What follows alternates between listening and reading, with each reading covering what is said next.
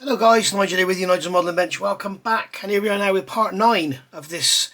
It's going to be a very long series, this one, I think. The Beginner's Guide to Better Modelling is what I've called it, isn't it, I think. So I'm getting now into sort of the requests. A lot of you are asking questions on how to do specific things in modelling. So here's one. I'm currently building the Chieftain Mark 10 from Meng in the Berlin Camo scheme for a group build that's going over on Black Rifle Model Works community page over on Facebook, and this is a perfect opportunity to answer a question asked by somebody called Defy the Carpet Monster. So the question was, how do you sand road wheels? And I think what the question is how do you make sure they're all true and flat and square and everything? One of the biggest issues you get with anything like a tank or a truck or anything that's supposed to be looking big and heavy and chunky, if you've got a wheel up in the air, it looks awful. Look around and you will see it. Even on some kits where you've got a photograph of the built model on the front of on the instructions, they've got a wheel up in the air. It looks ridiculous. You know, if it's going to have this sort of look of being heavy and chunky and really sat down on its tracks or on its wheels, you need to have all the wheels on the ground or sat on the tracks. Now I've got one here which I've put together incorrectly, which is great, so I can show you how to correct it. But the main thing when you come to do this is the assembly of the wheels. Now I haven't sanded the outside of these at all, okay, because that was the question, it was about sanding. You always sand them when they're together, because it's much easier, if I'm sanding, it's much easier to sand them and keep them parallel with two together than it is trying to do one. And I could have it like this, and I could end up with two tires, you know, all sorts of different angles. So if you remember back to my Scamel build, if you've seen my Scamel build, you will know that on there I talked about putting the wheels together and then pushing them up against the flat block and turning them and everything. Somebody suggested better off with a V-block, and my reply to that was, but not everybody's got a V-block.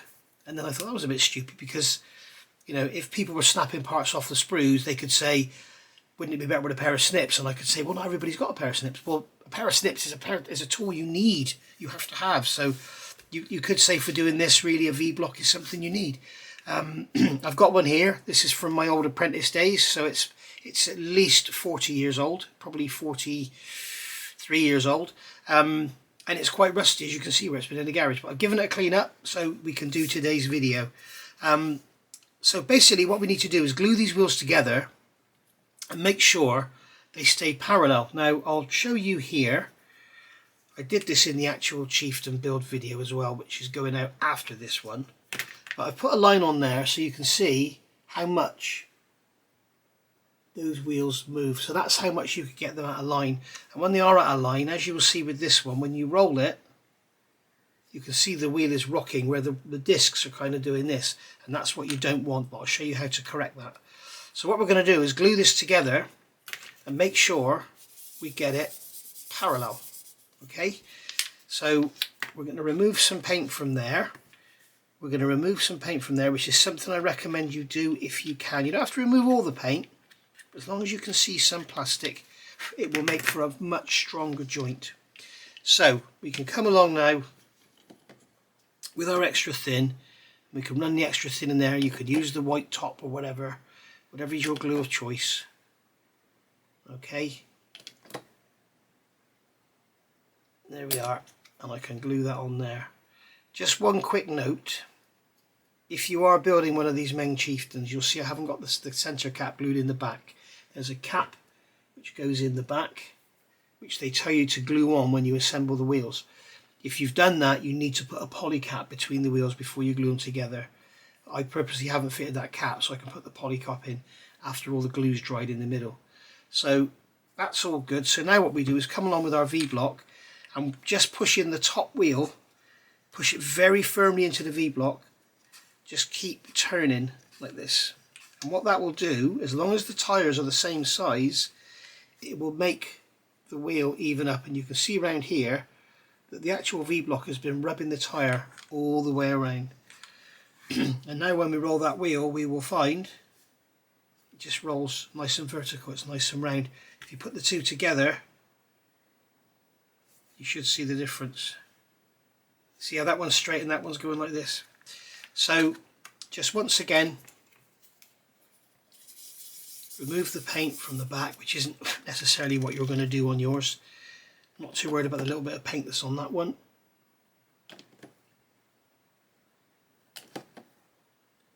So we get plenty of extra thin into there, so we get a good solid joint. We don't want these falling apart, do we? Okay, give it a little bit of a, just to really get the glue going. Get the lid back on the glue, just kill the smell. Get it into the V-block, push the top wheel. Okay, and there we go. And you'll also see that I've got this with the front face up. Because I don't have that cap on the back, if I have the cap on the back, the wheel rocks, as you can see there. The wheel rocks. Because I don't have the cap on the back, it's sitting on this outer rim, so it's staying nice and square. So if you are doing this particular kit or anything like it, then sort of have a little bit of forward thinking and think about what you're doing. So there we've got that wheel chucked on my lap. We've got another one there which is nice and straight and true. Okay, so we can leave those to dry. So this one that's got an issue, how am I going to correct that? Well, what I could do is just go around with a sanding stick and sand it, but that's not really going to help me true it up. What I need to do to get it trued up is, again, with a V-block, a flat metal block, the side of your sander holder, anything that's vertical. Okay, you could use anything, a block of wood, anything that's vertical. Get a sander held up against that, and then get this up against it. Now, if you remember, I said this cap on the back is keeping it held up. So we can put it on that way, but again, that centre is just keeping us away. So I've just got a scrap of plastic card here, and all I'm going to do is put that on like that, and then I'm going to turn, keeping the wheel pressed down on that plastic card. I'm just going to turn the wheel, and we should be able to see what happens. I should have made a special piece of plastic card with a hole in it. Okay, that's a lot better. We've got a piece of plastic card with a hole in it now.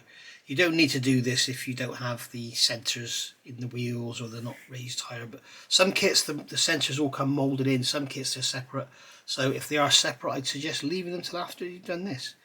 So we can turn this wheel now on that sanding stick, and we should hopefully be able to see where, you can see it's sanding the outer wheel there, it's sanding the inner wheel there. So we basically need to get a coarser stick to get this trued up. Now don't worry about the finish on your tyres, because tank wheels take a hell of a beating. So we can just do this. Of course, if you've got a lathe, you could do it in a lathe, but probably less than 1% of you have got a lathe. And we can just keep doing that until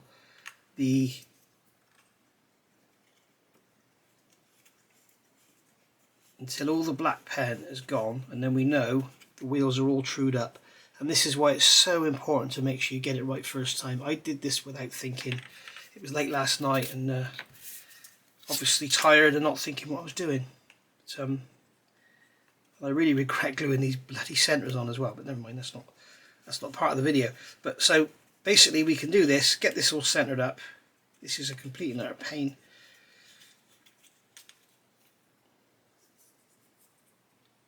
I'll tell you what, I'm going to do it without that, and then I can correct it afterwards if it all goes wrong. Basically, just going to turn the wheel on the sander until all the black pen is gone, and you can see we're taking the black pen off of there, but we're not taking it off of here. Likewise, we're taking the black pen off of there, but not taking it off of here. So it is basically getting trued up. But you must have a square block to push the stick up against.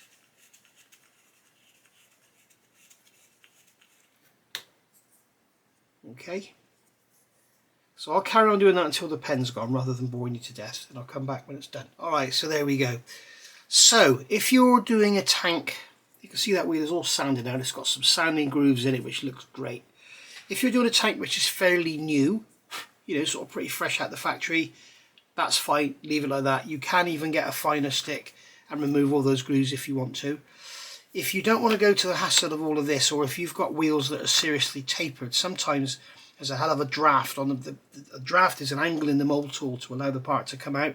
So sometimes the tyres are really angled, so when you look at the wheel like this, you'll find that the tyres will be like that, or even like that. And one of the good ways to do that is when they're glued together is to sand them like this at 45 degrees and just keep going round. Using pen or paint or pencil or something is your friend, because you can see where you're sanding. Okay, so just go like that. Stay at 45 degrees and keep turning the wheel. Don't ever stop, because you end up with a flat spot. And that will also get you the same sort of effect. But if you have got run out, then that is really the best way to get it out. And now I know that when that wheel is on the tank, I know that both wheels are going to be touching the track. I won't have one up in the air. So with these here, which I did earlier, as you can see, I can do this 45 degree sanding thing, and you can see on here that we've got like a high ridge around the outside of the tyre.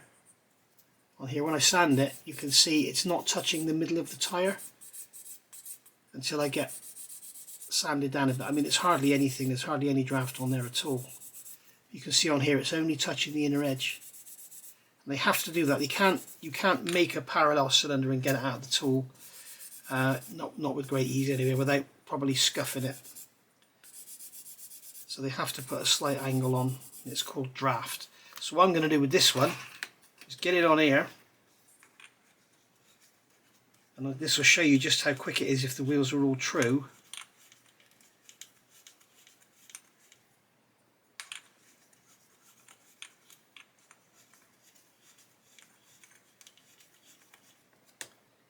You can see we've gone all the way around that wheel now, and it's all got scuff lines in it. So that's how much quicker it is if the wheel's true. So like I say, some people may say, oh, you don't need a V-block, it's a load of fuss, you don't need to be pushing the wheels over this, da da da da. But it just proves that the actual time taken to get the wheels true is worth doing. You can see they are scored all the way around, both of them are. And if I want to, I can get the smoother service. Just go round like this, 45 degrees, keep turning, keep going. Don't ever just start doing that, because you'll put a flat on it. Just keep moving the wheel around, 45 degrees, da, da, da, da, da. Keep going, keep the contact on both the tyres, keep going round. That's how I sand road wheels. Now of course all this works as well without the sanding. Putting the wheels together, pushing them into a V-block works for your truck wheels, where you've got truck wheels where there's double wheels or whatever. And it all works for that as well. Of course, the other thing is, if you want to go and start damaging the tyres, you can get a knife and start taking nicks out of the corners of the tyres.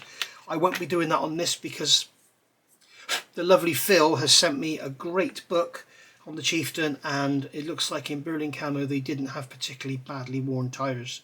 So I'm just going to have the obligatory sanding marks in them, radial sanding marks, which when they've got matte black paint on them will look like a nice bit of wear. So there we are.